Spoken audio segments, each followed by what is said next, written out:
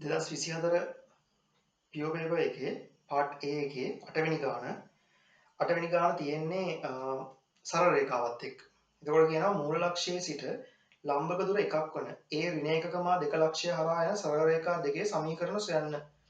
මූල ලක්ෂයේ සිට ලම්බක දුර එකක් වන A ඍණ ඒකක මා දෙක. අපි ඕකට රූපයක් ඇඳලා මෙන්න මෙහෙම එකක් නේ. මූල ලක්ෂයේ ඉඳලා. ඒ කියන්නේ බිඳුවක මා බිඳුව ලක්ෂයේ ඉඳලා ලම්බක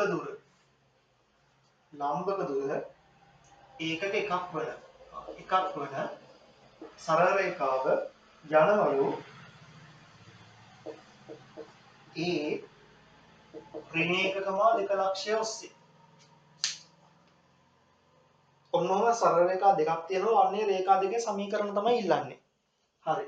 අපි හිතමු මේ රේඛාව ax ධන by ධන c කියලා.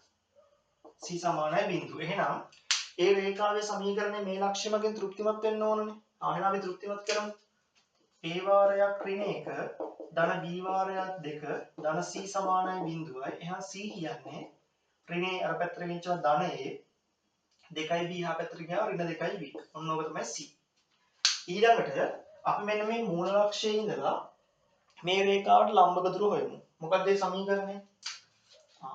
d සමානයි ලම්බක දුර සමානයි ax නෝට් ධන by නෝට් ධන c ගේ මාපාංකය බෙදීම a වර්ග ධන b වර්ගයේ වර්ගමූලය. තොර ලම්බක දුර 1යි. අපි මේ රේඛාවේ සමීකරණයට අදාළ ලක්ෂ්‍ය කණ්ඩායම ආදේශ කරමු. a වාරයක් බිඳුව b වාරයක් බිඳුව. මෙන්න මේ ලක්ෂ්‍ය ආදේශ කරන රේඛාවේ සමීකරණය.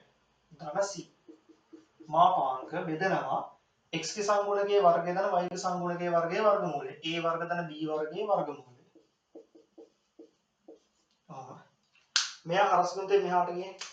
එතකොට එනවා a වර්ග ධන b වර්ගයේ වර්ගමූලය සමානයි මාපාංක c ට. මාපාංක c. මාපාංක c කියන්නේ මෙතන අපි හොයාගෙන තියෙනවා a ඍණ 2යි b ට. a වර්ග ධන b වර්ගයේ වර්ගමූලය සමානයි a ඍණ 2යි b. අපි දැන් දෙපස වර්ග කරමු.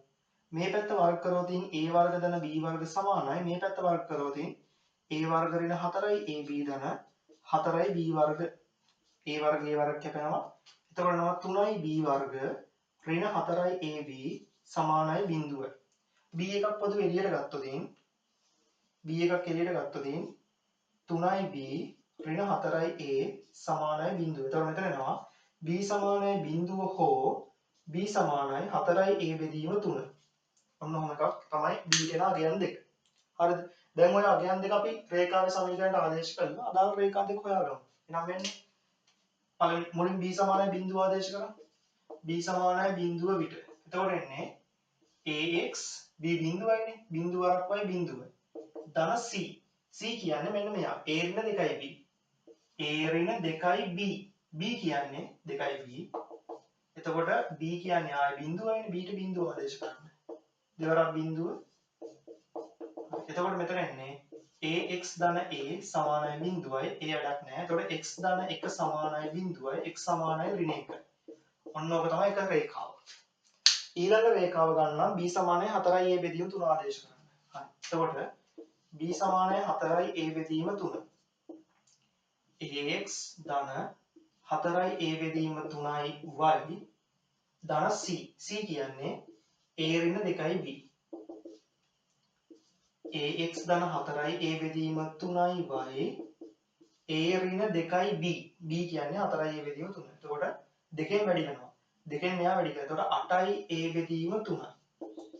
a ට a කැපෙනවා. එතකොට එනවා මුළු සමීකරණයම 3ෙන් වැඩි කරනවා.